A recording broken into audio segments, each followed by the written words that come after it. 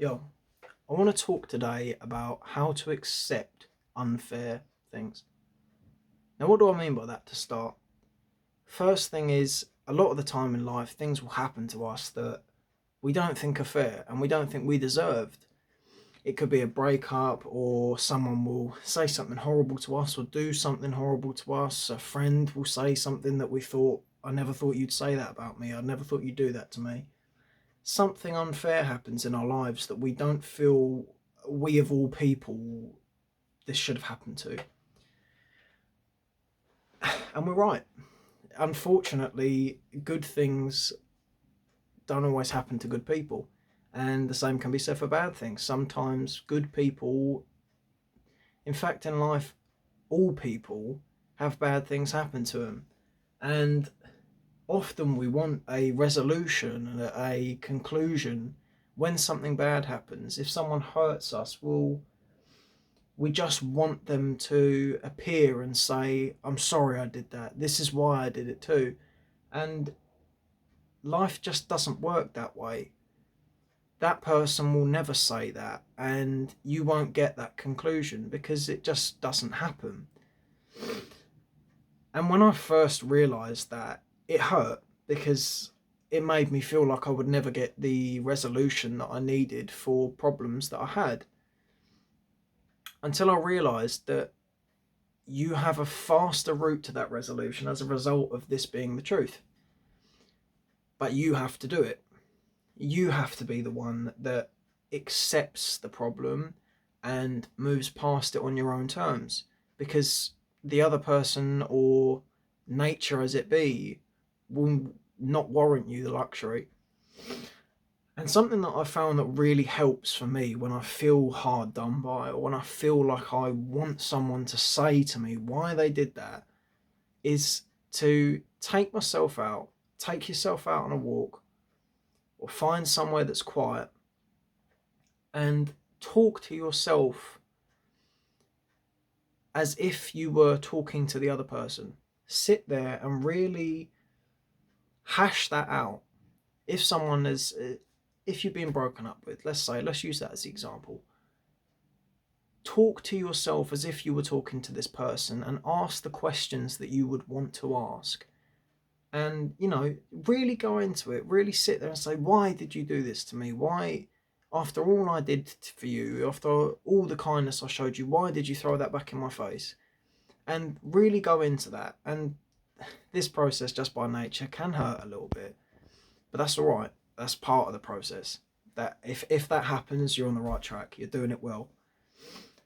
And once you've really gone through that and felt like you don't have anything more to say before repeating yourself, ask yourself what the next best thing you can do is. If you can't get this resolution in truth, if you can't have that conversation, what's the next best thing you can do to make yourself feel better? And what I find is to look at the issue itself and how you might replicate that onto someone else. If you have a temperamental relationship with a parent, say, and they hurt you with the way that they are, and you know that you can't get that conversation out, and you know that you won't be able to have the resolution you wish you could have, the conversation that you had with yourself, why don't you look into whether you might replicate that onto someone else? Maybe there are things that you don't realise that are insufficiencies and anxieties on your part that you don't mean to hurt someone else by doing, but you don't realise that you're doing. For me, I know sometimes I can talk too much, and maybe someone else might feel like they're not being listened to as a result of that. So look into that. Why do you do that? And really be honest with yourself on this. Do you feel maybe the reason I talk too much is because I want people to know what I've learned, because I want to feel a validation for the work I've done, because I haven't given myself that validation. And it's a really great thing if you can just get into this and talk to yourself about what's going on. And ultimately, another thing that I wanted to say with this is, just to learn to really talk to yourself and create a connection with yourself as if you were talking to a friend, because ultimately you will not spend any more time with anyone than yourself. You have to spend every single moment, every waking moment, in your own head. You have to experience everything you experience through your own eyes. So why don't you make that a pleasant place to be and have these conversations as often as you need to have them? Because the more you have them, the faster and the more efficiently you can be someone that can get to the bottom and get to the root of the issues that are pressing you in life and that are troubling you.